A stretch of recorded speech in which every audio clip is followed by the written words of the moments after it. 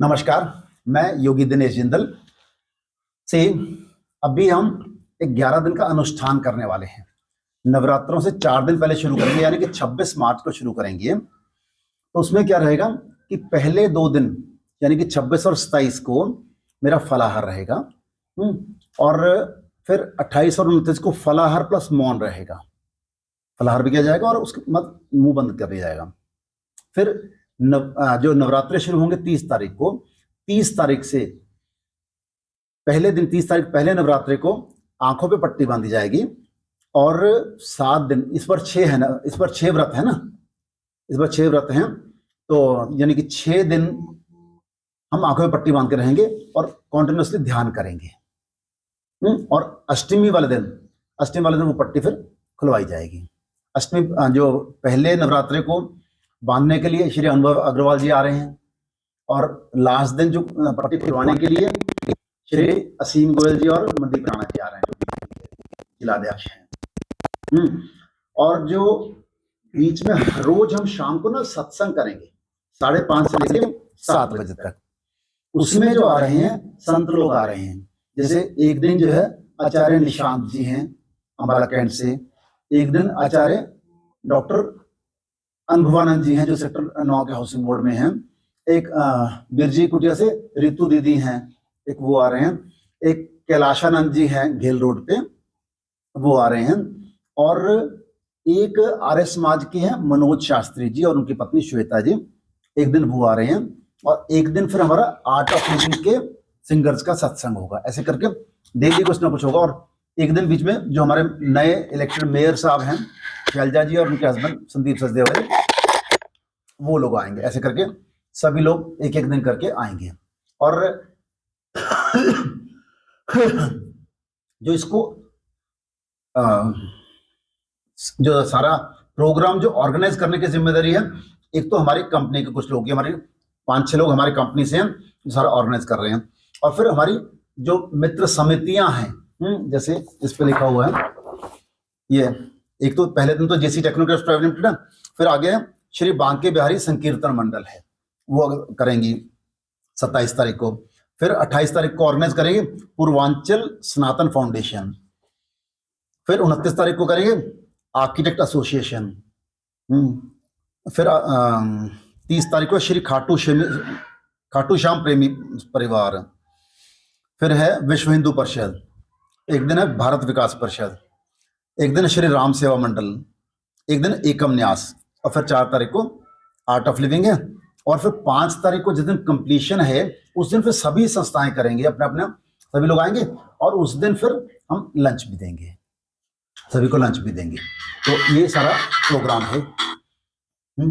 तो इसके बारे में आप जो कुछ भी आपके प्रश्न हो वो पूछ सकते हैं। सर, इस अनुष्ठान का क्या कुछ उद्देश्य रहेगा, क्या मैसेज दे रहे हैं?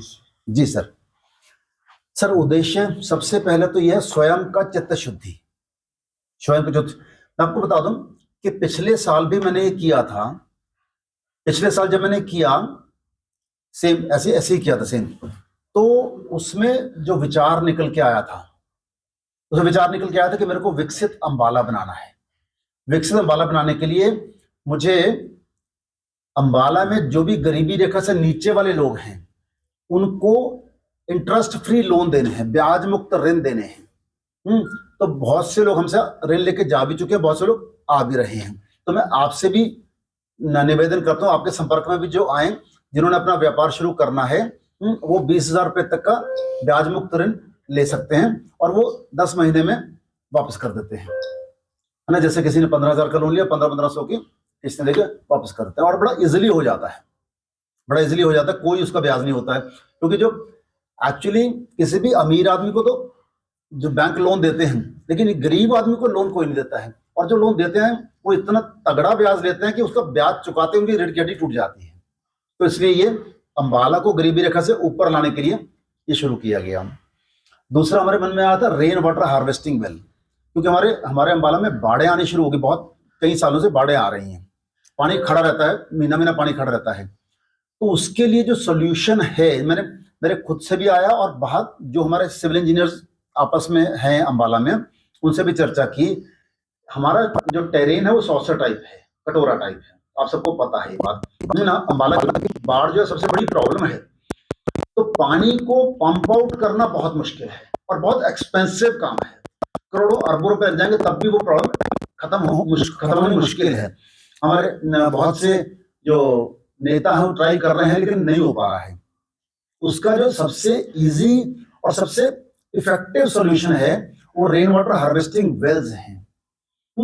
आप देखो पुरानी सभ्यताएं जितनी भी हैं उनमें रेन वाटर हार्वेस्टिंग वेल ही हुआ करते थे, उनमें ऐसे पाइप्स वगैरह नहीं डलते थे, तो और कहीं को प्रॉब्लम नहीं होती थी।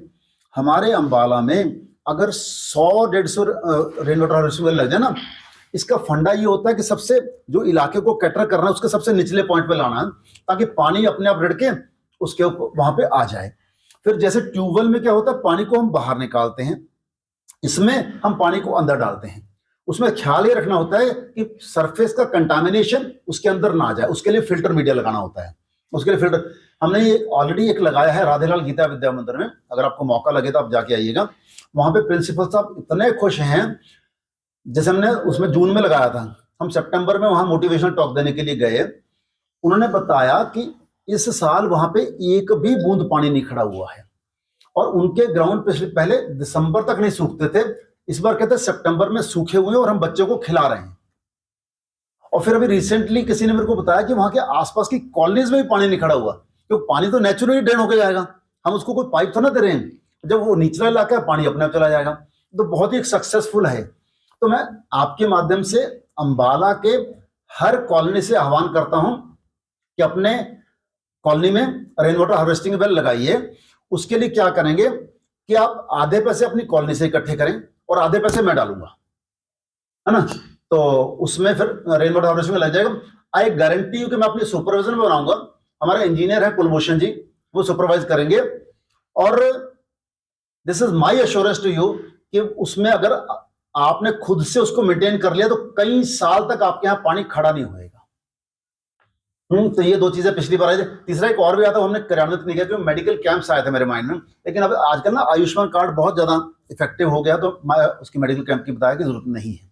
तो ये पिछले साल आए थे। तो एक्चुअली क्या है, देखो सर, कि हमारे पास ना दो माइंड होते हैं। एक तो होता है कॉन्शियस माइंड, एक होता है सबकॉन्शियस माइंड। हिंदी में बोलते हैं चेतन मन और अवचेतन मन। नॉर्मली जैसे हम बैठे हैं, बात कर रहे हैं, आप रिकॉर्ड कर रहे हैं, ये सब चेतन मन कर रहा है। जो भी हम एक्टिविटी करते हैं वो चेतन मन से करते हैं, लेकिन आपको पता है चेतन मन सिर्फ 5% से 10% होता है, और जो अवचेतन मन है वो 90 से 95% होता है। यानी कि अवचेतन मन कई गुना पावरफुल होता है चेतन मन से, लेकिन अवचेतन मन की पावर्स को एक्सप्लोर कैसे करना है, यूज कैसे करना है, वो हमें नहीं पता है। वो हम अपने भीतर जो जा सकते हैं, अवचेतन मन में जा सकते हैं, वो ध्यान के माध्यम से, प्राणायाम के माध्यम से, योगासन के माध्यम से ही जा सकते हैं। तो यहां पे हम, जो मेरा ये प्रयास है जो 11 दिन का अनुष्ठान करने का, अपने भीतर अपने अवचेतन मन की शक्तियों को जागृत करके और उनसे हम विकसित अंबाला कैसे बना सकते हैं, ये है मेरा सपना है। विकसित अंबाला, सर मोदी जी ने 22 में कहा था कि मेरे को विकसित भारत बनाना है।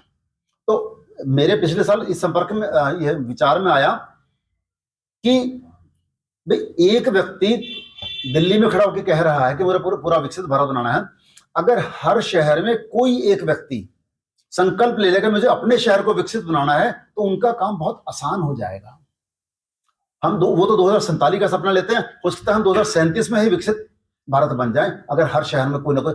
और जरूरी नहीं है कि वो व्यक्ति उस शहर का सबसे अमीर, सबसे पावरफुल आदमी होना चाहिए, कोई भी ले सकता है।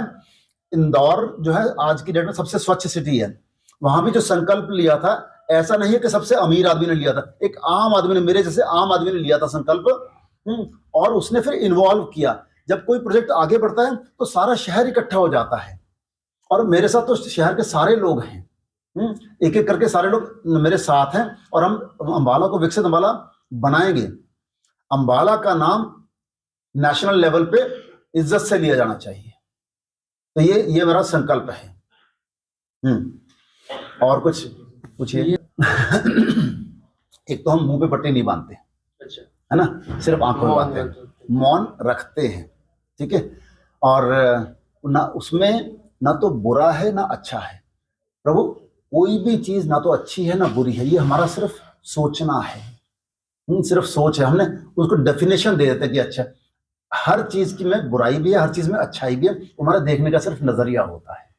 तो हम कान खुले रखते हैं सर, हम सब कुछ ग्रहण करते हैं। हाँ जी सर।